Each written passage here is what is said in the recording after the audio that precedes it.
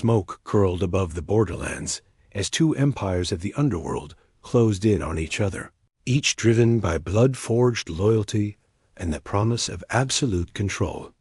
In Tijuana's shadowed streets and Sinaloa's relentless reach, a silent line was drawn, one that would soon ignite a war shaping the fate of the frontier. Dust drifted across the northern frontier as the 1980s gave way to a new era shaped by shifting alliances, fractured loyalties, and a border transformed into one of the world's most contested corridors. The Tijuana cartel, led by the Arellano Félix brothers, emerged from the remnants of the Guadalajara cartel after its collapse following the arrest of Miguel Angel Félix Gallardo in 1989. What had once been a unified empire shattered into competing factions, each claiming a portion of the roots once managed with singular authority. In the Northwest, the Arellano Félix family entrenched themselves in Baja California, using Tijuana's dense urban terrain and proximity to San Diego as a gateway to U.S. markets. Their control of the plaza rested on a blend of calculated intimidation, strategic alliances with corrupt officials, and the support of seasoned traffickers who had operated under the old structure. Meanwhile, Joaquin Guzman Lora and Hector Palma Salazar, leaders rising within the newly formed Sinaloa organization, sought to expand their roots beyond the mountainous heartlands that had long sheltered their operations. Sinaloa's ambitions extended toward the border cities and would allow more direct access to distribution networks in the United States. Tijuana, with its heavy traffic, established smuggling corridors, and sprawling metropolitan cover, represented a lucrative and strategic prize. The stage was set long before the first shots were fired, as both groups maneuvered quietly, each testing the resolve and reach of the other without yet declaring open conflict. The early 1990s marked the first signs of rising tension. The Arellano Félix organization, or AFO, operated with a firm hand, leveraging the influence of Benjamin Arellano Félix, known for his organizational skill and preference for calculated planning. His brother Ramon, recognized for his enforcement role, tightened the cartel's grip over Tijuana with uncompromising precision. Their dominance relied on controlling key crossing points, managing alliances with local law enforcement, and establishing networks that extended into hotels, nightclubs, and transportation routes across the peninsula. These systems allowed them to monitor movement throughout the city, ensuring that no rival could attempt to move product without detection. Sinaloa, operating to the east, began probing the boundaries of AFO's domain by negotiating with local smugglers and attempting to secure footholds along lesser-used routes. Intelligence networks within Tijuana reported unfamiliar operatives moving discreetly, raising alarms among AFO leadership. The Arellano Félix brothers, accustomed to defending their territory with unyielding resolve, responded by reinforcing their checkpoints and deepening their connections within municipal and federal structures. Each small maneuver contributed to the mounting pressure that would soon erupt into a conflict felt across Mexico and the United States. In 1992, a pivotal moment accelerated the rivalry. AFO leadership was dining at a popular restaurant in Guadalajara when armed assailants opened fire, targeting the brothers with the intent to eliminate the organization's core. Though the Arellano Félix brothers escaped with minor injuries, the attack marked one of the first direct confrontations attributed to Sinaloa operatives. The event intensified a long-simmering feud into a personal vendetta, transforming competition into a battle defined by retaliation and pursuit. AFO's leadership interpreted the assault as a declaration of intent, prompting them to expand surveillance, strengthen their armed forces, and prepare for further attempts on their lives. The following years witnessed a series of calculated moves by both sides, each seeking to expand influence while avoiding direct confrontation that could draw national attention. The Mexican government, already engaged in sporadic campaigns against trafficking organizations, maintained pressure with arrests and seizures that disrupted operations, but did not dismantle either group. These interventions often acted as catalysts, shifting power balances and prompting each cartel to adapt rapidly in order to secure control of their respective strongholds. By 1993, tensions reached a pivotal turning point at the Guadalajara airport. An operation intended to eliminate Guzman resulted in the mistaken killing of Cardinal Juan Jesus Posadas Ocampo, an event that shocked the nation and triggered one of the most intense government crackdowns in Mexico's recent history. Although the incident's details and motivations became subjects of lengthy investigations, the outcome was clear.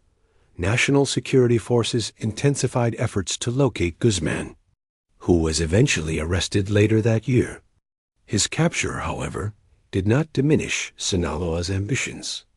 The organization adapted, guided by remaining leadership and supported by a wide-reaching network that continued its operations. Despite high-profile setbacks, during Guzman's imprisonment, the Arellano Félix organization strengthened its hold over Tijuana.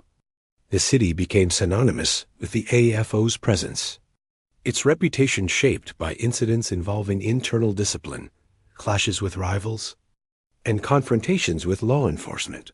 U.S. agencies monitoring the border reported significant increases in the volume of intercepted shipments linked to Tijuana-based routes, demonstrating the organization's extensive logistics and capacity. These developments prompted collaboration between U.S. and Mexican authorities, leading to intelligence sharing and joint operations designed to disrupt the flow of narcotics.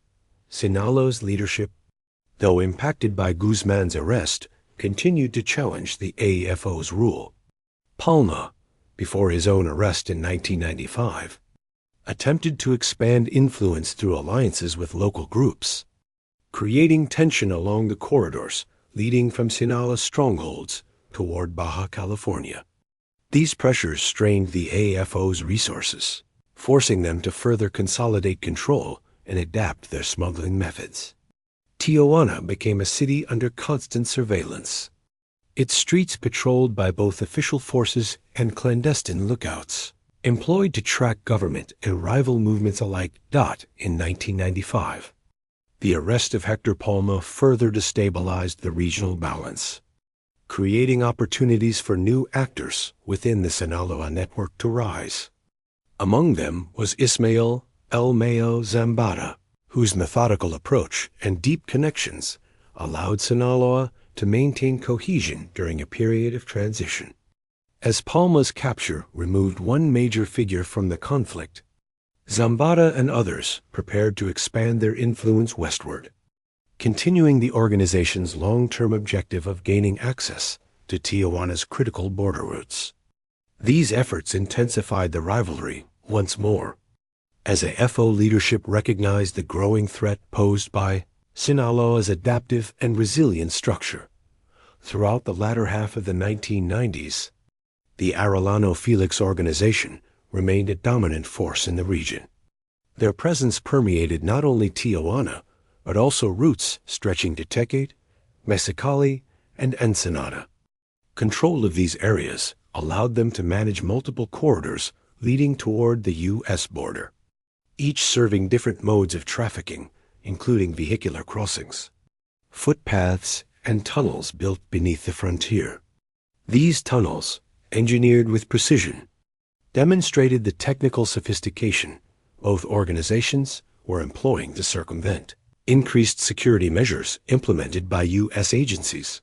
Meanwhile, Sinaloa expanded its operations across the country, focusing on corridors through Sonora, Chihuahua, and other northern states. Their influence grew through alliances with groups sharing mutual interests in countering AFO's dominance. As these alliances formed, AFO faced a broader array of adversaries capable of challenging their grip on the border. Intelligence reports from both Mexican and U.S. agencies indicated rising encounters between rival operatives in remote areas, suggesting that both sides were preparing to escalate the conflict beyond the tactical level. By the end of the decade, internal pressures began to reshape the AFO's internal dynamics. Several associates were arrested or killed in operations carried out by federal authorities, weakening certain factions within the organization. At the same time, the AFO's reliance on strong enforcement measures made the group increasingly visible to government forces, complicating their ability to operate with the discretion that had once protected them. These vulnerabilities provided Sinaloa with opportunities to increase its presence near Tijuana, pushing the rivalry closer to open confrontation. The early 2000s marked a dramatic shift when Ramon Arellano Félix, known for directing enforcement operations, was killed in Sinaloa during an encounter with state police. His death represented a significant turning point, removing one of the AFO's most feared strategists. Around the same period, Benjamin Arellano Félix, the organizational leader, was arrested in Puebla, further destabilizing the cartel's command structure. These losses signaled a weakening of the AFO's once firm control and gave Sinaloa the opportunity to push deeper into the region with renewed force. Guzman's escape from prison in 2001 reignited Sinaloa's momentum. As he re-established influence within the organization, Sinaloa began orchestrating efforts to seize control of border plazas, where weakened rivals could no longer exert their former dominance. Intelligence reports highlighted increasing activity around Tijuana, including sightings of Sinaloa operatives and incidents suggesting deeper infiltration into areas previously held by AFO. Each maneuver brought the groups closer to a direct, large-scale confrontation that would reshape the structure of organized crime in Mexico. By 2004, the conflict intensified as remaining AFO leaders attempted to retain control amid mounting pressure. Violence surged across Baja California as both sides fought for strategic neighborhoods, smuggling routes, and alliances with local cells. Law enforcement on both sides of the border documented escalating clashes, kidnappings, and targeted operations, each contributing to a climate of uncertainty for Tijuana's residents. The city became a focal point for federal intervention, with specialized units deployed to curb the escalating violence and disrupt the operations of both organizations. As the decade progressed, internal fractures within the AFO deepened.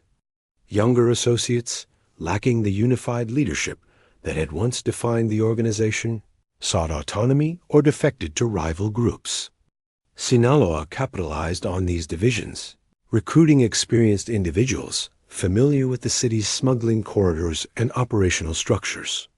This gradual erosion of AFO cohesion further widened Sinaloa's path toward the border, setting the stage for a prolonged struggle that would influence regional dynamics for years to come.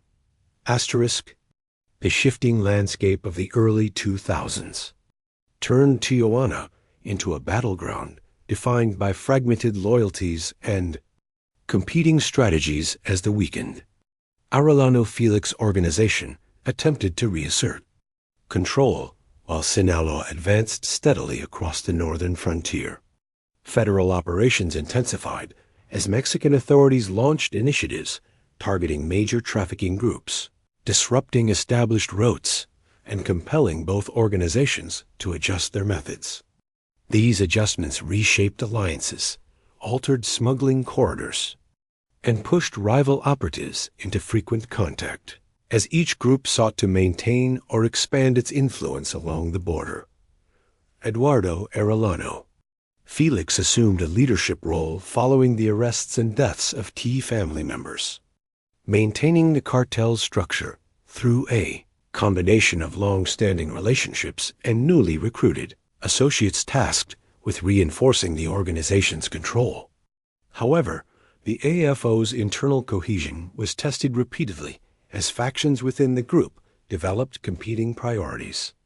Several mid-level commanders struggled to coordinate operations with the precision once directed by Benjamin and Ramon, creating gaps that Sinaloa exploited through strategic infiltration, negotiations with local cells, and targeted strikes designed to weaken the remaining off-chain of command.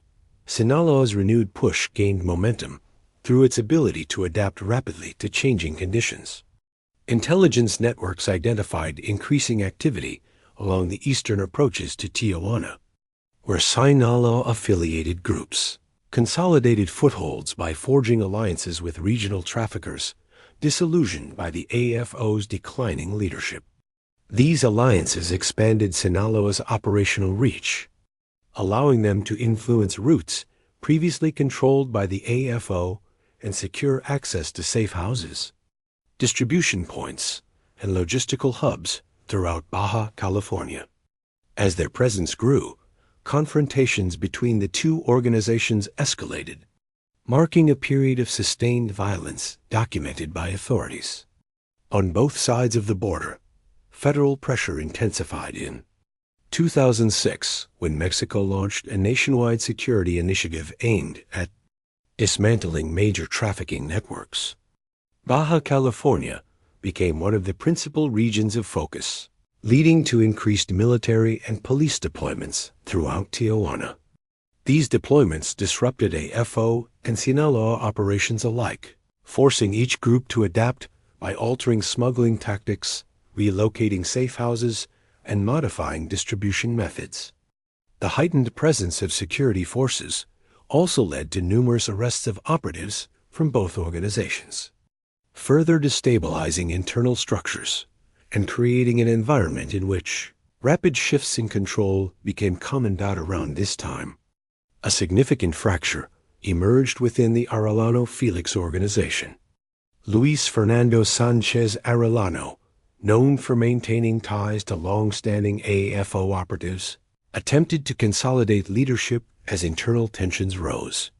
Structuring the remnants of the organization required navigating disputes among seasoned commanders who held differing views on strategy, alliances, and responses to external threats. These fractures, combined with federal pressure, eroded the AFO's once centralized hierarchy and created opportunities for Sinaloa to expand deeper into Tijuana's territory. Sinaloa's expansion accelerated through coordinated efforts led by factions loyal to Guzman and Zambada. These groups focused on securing key neighborhoods and routes used for cross-border trafficking, deploying operatives to gather intelligence, negotiate with local criminal cells, and challenge any remaining AFO presence in contested areas. Reports documented a rise in incidents involving targeted hits, seizures of safe houses, and confrontations in suburban zones where command of the terrain offered strategic advantages. Each exchange marked a shift in the evolving balance of power, pushing the conflict closer to a full territorial overhaul. By 2008, the rivalry intensified to one of its most violent stages as the AFO fractured into opposing factions following internal disagreements. The split pitted groups loyal to Sanchez Arellano against those aligned with Eduardo Teodoro Garcia Cemental, whose breakaway organization forged temporary alliances with Sinaloa to challenge the remaining AFO leadership. The resulting three-sided conflict produced widespread instability throughout the region, prompting federal authorities to increase operations and coordinate with U.S. agencies monitoring cross-border activity. This period marked one of Tijuana's most turbulent eras. Daily life in many neighborhoods was shaped by the presence of lookouts, sudden clashes, and large-scale operations conducted by specialized units seeking to dismantle the networks of all competing factions. Intelligence reports recorded shifting territorial control as rival groups engaged in prolonged battles for influence over transport corridors, urban hideouts, and access to the border. The fragmentation of the AFO weakened its ability to respond effectively, while Sinaloa and the Garcia Cemental faction pressed their advantage through coordinated strikes aimed at dismantling remaining strongholds. Federal actions played a decisive role during these years. Joint operations resulted in a series of arrests that targeted mid-level commanders and logistical operators responsible for maintaining trafficking routes. These arrests disrupted communication networks, cut off sources of funding, and forced rival organizations to restructure rapidly in order to adapt.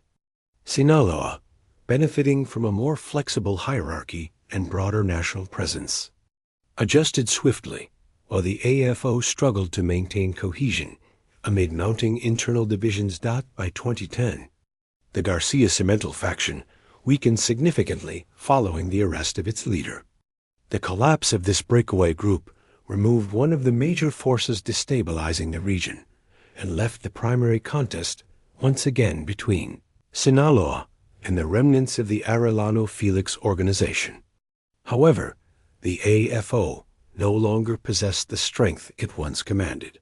Years of internal conflict, leadership losses, and continuous federal pressure had reduced it to a diminished network, reliant on localized cells lacking this resources and coordination required to confront the larger and more adaptable Sinaloa structure. Sinaloa's advance continued steadily as the organization secured agreements with smaller groups throughout Baja California, consolidating access to routes stretching from the eastern outskirts of Tijuana toward the municipal border with Tecate. These agreements reinforced Sinaloa's presence across key logistics corridors, allowing the organization to manage the movement of shipments through diversified routes designed to avoid detection. The strategy relied on cooperation with local operatives familiar with the terrain, enabling the establishment of new corridors that bypassed off-controlled zones and undermined the remaining influence. In 2011, Mexico intensified collaborative efforts with U.S. agencies, focusing on intelligence sharing and coordinated operations aimed at dismantling trafficking networks in northern states. These initiatives led to further arrests of figures connected to both Sinaloa and the remaining AFO, including operators responsible for cross-border logistics and financial management.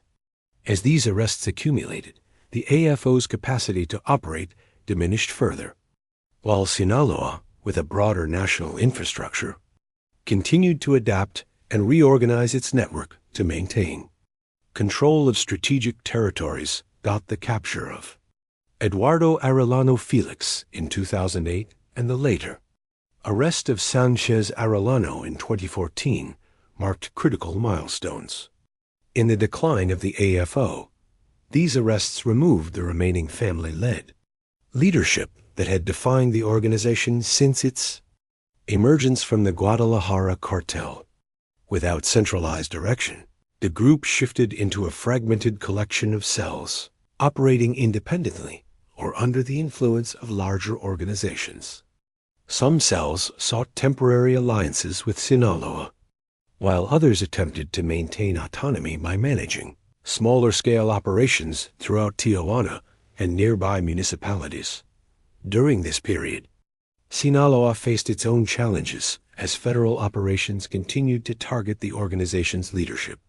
Guzman's arrest in 2014 and again in 2016, followed by his extradition, created shifts within the cartel that required restructuring at various levels.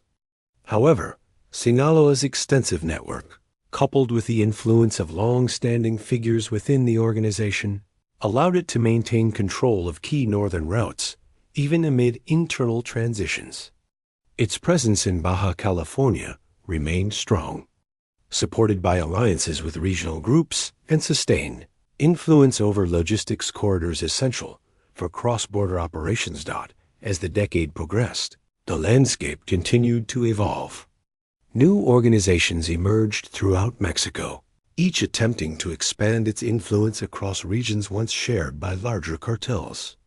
In Baja California, smaller independent groups and localized cells operated around the margins of routes, historically controlled by the AFO and contested by Sinaloa. These groups contributed to a shifting environment characterized by fluctuating control, intermittent conflicts, and continued federal intervention aimed at disrupting trafficking networks. Throughout these changes, Sinaloa maintained a significant presence in Tijuana and surrounding areas. Supported by its ability to forge alliances, adapt to federal pressure, and reorganize leadership structures as necessary. Meanwhile, the remnants of the Arellano Félix organization persisted in diminished form, managing localized operations, but lacking the reach, cohesion, and commanding authority that had once defined their dominance. Tijuana, once the epicenter of a fierce rivalry between two major cartels, transitioned into a complex landscape shaped by multiple groups, each navigating shifting alliances and enforcement efforts got by the late 2010s into the early 2020s. The legacy of the conflict remained, evident in the region's strategic importance and the continued presence of competing organizations seeking access to the border. Federal and state authorities maintained operations throughout Baja California, focusing on reducing violence, targeting trafficking networks, and monitoring the activities of emerging groups attempting to establish control. These efforts reflected ongoing challenges associated with securing one of the busiest border regions in the world, where historical rivalries, shifting alliances, and strategic corridors shaped decades of competition between major trafficking organizations. The long struggle between the Tijuana cartel and the Sinaloa cartel left a lasting impact on the dynamics of organized crime across Mexico. The battle for control of the border redefined territorial lines, altered the structure of trafficking groups, and reshaped the operational strategies employed by criminal organizations nationwide. What began as a contest between two dominant forces evolved into a complex landscape influenced by government interventions, internal fractures, and the emergence of new competitors. The conflict's legacy continued to influence the region, marking a pivotal chapter in the history of organized crime along the U.S.-Mexico border.